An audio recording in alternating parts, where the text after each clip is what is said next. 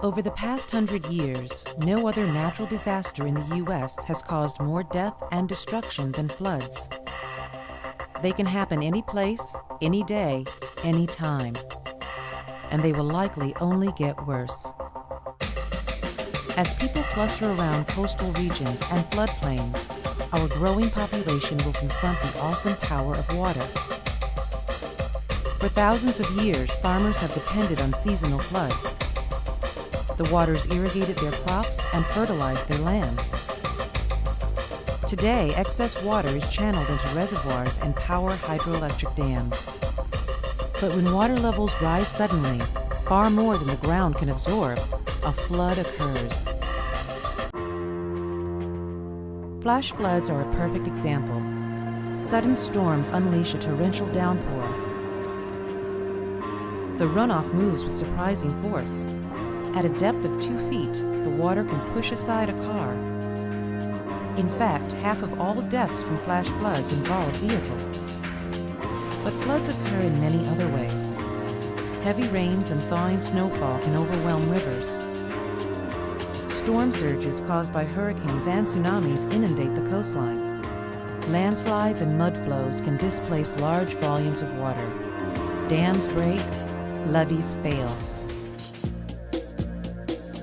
In the Great Mississippi Flood of 1993, several of these factors came into play. Over 10,000 square miles of the Midwestern United States were overwhelmed with rain. In a cruel twist, the earthen dams known as levees along the upper Mississippi River forced the water to flow downstream faster and stronger. Communities further downriver were hit with the full brunt of the Mississippi. 2/3 of all the levees were breached. Though towns rallied to protect their lives and livelihoods, the damage was still immense. Over $10 billion in damages, 56,000 homes flooded or destroyed, and some 50 people were killed.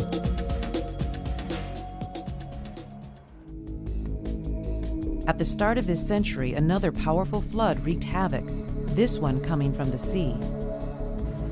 The storm surges of Hurricane Katrina submerged 80% of the city of New Orleans. Over 1,800 people died in the floods.